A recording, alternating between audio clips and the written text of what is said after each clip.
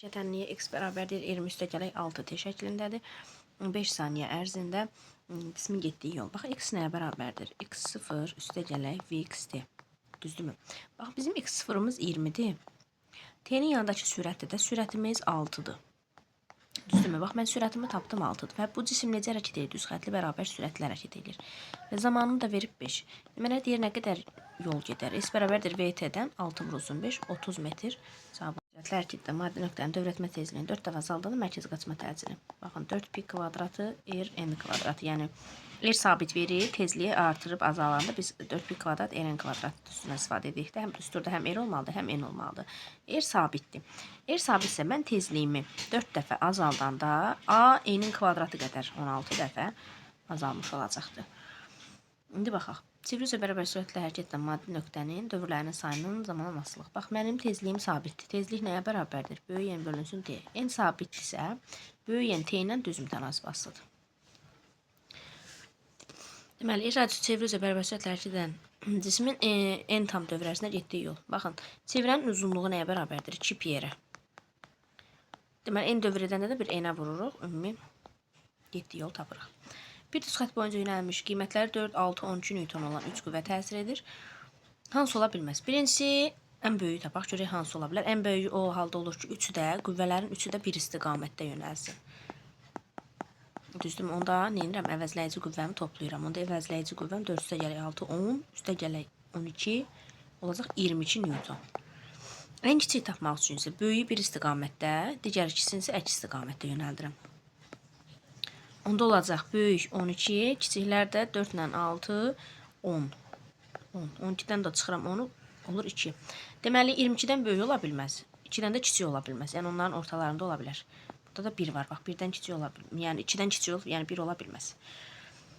Deməli, 5 newton qüvvə ilə dartılır cisim.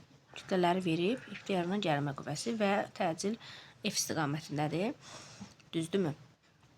Onda T-ni tapanda nə edirik? Bax, bu M2 kütləli cismə ancaq nə təsir edir? T gərilmə təsir edir. T gərilməni bax, belə yaza bilərik də. M2 vurulsun A-ya. Onda T gərilmə kütləm 600 qram olur 0,6 vurulsun. Təcilimi tapım. Təcilimi tapanda da F-i bölürəm sistemin kütləsinə. Yəni 5-i bölürəm. 400 də gəlir 600 qrama. 1000 qram onda 1 kiloqram eləyir. 5-də 1-ə böləndə olur 5. Vururuq 5-ə. Buradan da T gərilməmi tapıram nə qədər eləyir? 3 newton cavab olur B variantı. Yəni burada başqa ehtiyac yoxdur. Sadəcə bax F qüvvəni bizə verib 5 newtondur. Sistemin təşkil edən cisimlərin kütlələri də verib. Tez F əvəzləyici bölü sistemin kütləsi. Bax bu düsturdan F bərabər M-dan da, yəni A-nı tez tapırıq ki 5 eləyir. Sonra T-ni tapanda nə edirik?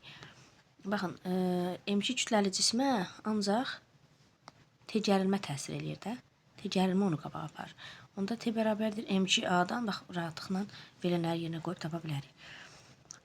Deməli, neçəni göstərir? 40 newtonu göstərir. Deməli, qüvvənin qiyməti 40-dır. Xətanı tapmaq üçün də bir bölgünü tapmalıyım. Ona görə böyük bölgüdən özündən kiçiyə çıxıram. Aralarındakı bölgülərin sayını böləm, yəni 2-yə olur 5. Mənim bir bölgüm 5-dir, xətam onun yarısı 2,5 xətamdır. Cavab olur D variantı. Verilmiş fiziki əməliyyatlardan hansının vahidi kiloqram bölü metr kubudur? Bu sıxlıqdır. M bölünsün V. Kütlənin vahidi kiloqram, həcmin vahidi metr kubu. Cavab olur sıxlıq. Kütləni tapanda nə edirsən? F-i bölürsən A-ya. 50-ni bölürsən 2-yə, 25. Rahat bir məsələdir. Hansı cihaz vasitəsilə mürəkkəb formalı kiçik ölçülü bir cins bərk cismin həcmini ölçə bilərik? Mənzur kaynın həcmini ölçə bilərik. Deməli, kütlələri 500 və 800 qram olan iki cismin qarşılıqlı təsir zamanı birinci cismin ikinci cismə 0,4 newton qüvvə ilə təsir etdiyini bilirik. Bu zaman, bax, qarşılıqlı təsir zamanı birinci cisim ikinciyə hansı qüvvə ilə təsir edirsə, ikinci də birinciyə o qüvvə ilə təsir edir. Yəni olur 0,4. Deməli, birinci cismin aldığı təsir soruşur. Onda yazıram F1 bərabərdir M1A1. A1-i tapanda nə edirəm? F1-i bölürəm M1-ə. Dedim ki, qüvvəm eynidə olur 0,4. Kütləm də 500 qramdır. Kilograma çevirsək 1000-ə böləcəyik 0,5. Buradan da alıram cavab nə qədər edir? 0,8 metr bölünsün saniyə kvadratı. Əvəzləyici qüvvənin sabit qiymətində A-nın M-dən asılığı. F nəyə bərabərdir? M-A-ya. F sabitdirsə əvəzləyici qüvvəm M-A ilə tərs asılıdır. İndi baxaq. Cisim bərabər sürətlə hərəkət edir hər ikisində. Bu V-nin T-dən asılıqdır. Görsünüz sabitdir. Və bu da bərabər sürətlə hərəkətdə koordinatın zamanın asılığıdır. Yol yerdəşmənin moduluna bərabərdir hər ikisində. Çünki bərabər sürətli və düz xətli bərabər sürətli hərəkətdə yol yerdəşmə ilə üst-üstə düşür. 4 də gedir ortaya. İndi baxaq. 1 getdi, 4 getdi. X oxu istiqamətdə hərəkət edir. Bax bu sürət görsünüz, T oxuna yuxarıdadır. X oxu əks istiqamətdə hərəkət edir. Bundakı bax gətirib koordinat başlanğıcına sürüşdürsəm görürəm ki, T oxundan aşağıdadır və X oxunun əks istiqamətdə hərəkət edir. Ədədi qiymətcə vahid zamanda sürətin dəyişməsinə bərabər olan kəmiyyət biz nə deyirik? Təcil. Bir cismin digər cismə təsirini xarakterizə edən kəmiyyət olur qüvvə. Cismin aldığı təcil ona təsir edən qüvvələrin əvəzləyicisi ilə düz asılıdır. Bax, A nəyə bərabərdir? F bölünsün M-ə. Təcil F-lə düz asılıdır. Kütlə ilə isə tərs asılıdır. Deməli, kütləni soruşur. M nəyə bərabərdir? Rho V-yə 5 vurulsun 8 olacaq 40. Burada santimetrdə çevirməyə heç bir ehtiyac yoxdur. Cavabı da qramdan soruşur, olacaq 40 qram. Əks istiqamətdə qüvvələr təsir eləyir. Baxaq, təcillə F1 eyni istiqamətdə olduğuna görə F1 daha böyükdür. F1 daha böyükdür də. F1-dən çıxıram F2-ni əks istiqamətdə yönəldiyinə görə bərabərəm F əvəzləyiciyə. F1-mi verib 20-dir. F2-ni soruşur məndən. Əvəzləyicimi də verib nə qədər? 5. Buradan da mən F2-ni tapıram ki, nə qədər edir? Yəni 20 çıx F2 bərabərdir 5-ə. F2-mi tapıram ki, 15 Newton edir. İndi deyir ki, hansı münasibət doğrudur? Bax, kilometr bölü dəqiqə 1000 bölünsün 60. İxtisar getdi, nə qaldı? 3-də 50. Yəni 1-dən böyükdür. Yəni 1 metr bölü saniyə 1 kilometr bölü dəqiqədən kiçik olacaq. Kilometr bölü saat, bir də metr bölü saniyə. Bax, kilometr bölü saat budur da 1000 bölünsün 3600. Sıfırlar gedir. Buradan 2-yə ixtisar aparsaq qalır 18-də 5. Bu da 1-dən kiçikdir. Deməli 1 metr bölü saniyə 1 kilometr bölü saatdan da böyük olacaq. Cavab nə olur? 2 və 6. İndi baxaq. Şaqili yuxarı istiqamətdə hərəkət edir. Təcil yuxarı istiqamətdə hərəkət elədiyinə görə cisim. Bax, sürət yuxarıdır. İndi baxaq. 0-T1 aralığında yeniləşən hərəkət edir. Yeniləşən hərəkətdə təcillə sürət eyni istiqamətdə yönəlir. Yuxarı istiqamətdə nə olacaq? Yeniləşən hərəkət eləyəcək. Təcil də yuxarı istiqamətdə yönələcək. B ilə D getdi. T1 T2 aralığında bərabər sürətlə hərəkət eləyir. Onda əvəzləyici qüvvə nəyə bərabərdir? 0-a bərabərdir.